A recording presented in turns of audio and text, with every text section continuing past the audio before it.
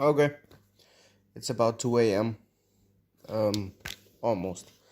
Anyhow, this whole Yamaha R1 immobiliser thing, I'm just gonna try and explain it.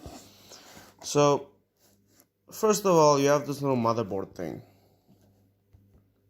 It looks like that. That's the immobilizer. You get a bunch of bypass plugins and shit online from eBay. Now, unfortunately, in Africa, it's gonna take a fucking while for us to get it. So I figured out a way to bypass it. So what happens is you have a red wire going from your battery to your ignition, right? And when you turn your ignition on, it sends a code or what fucking ever from the immobilizer to your ECU. And the ECU gets this code and does its thing, and from the code it sends it to the fuel pump. And the fuel pump primes and goes through little 4 cylinders, injectors and shit, and that makes a spark and you go vroom. Anyhow, what I did is, to get to the point, you have two black wires, you have a yellow wire, a green wire, it could be blue or it's green or like a green bluish, and then you have two red wires.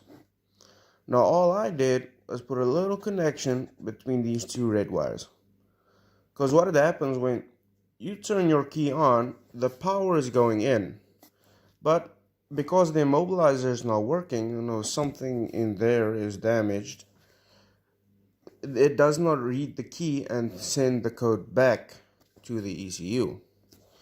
So all I did was cross the two red ones together, or just put a link in between them, so when you turn your key on, it sends the power. It doesn't even need a signal to go through. It just sends the power directly back to the ECU, which from there on out goes back to the fuel pump and so on and so forth.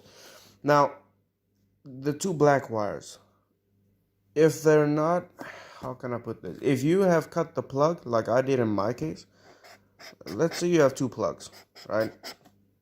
And you have your wire coming out.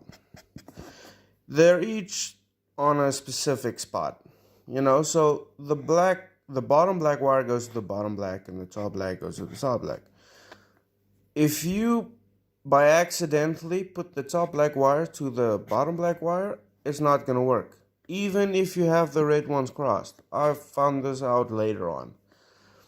So if you have the two red ones crossed and it's still not working, all you gotta do is just switch these twos around. That is if you have the plug snip. If it's, in your case, you did not cut the plug and just, cross the two red ones over here with keeping the plugs intact.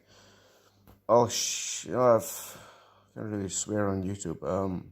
Fuck it, I don't know. Then there might be something else wrong. Then you would probably need to look at the ECU, because this whole thing bypasses the immobilizer. Okay, I hope this helps.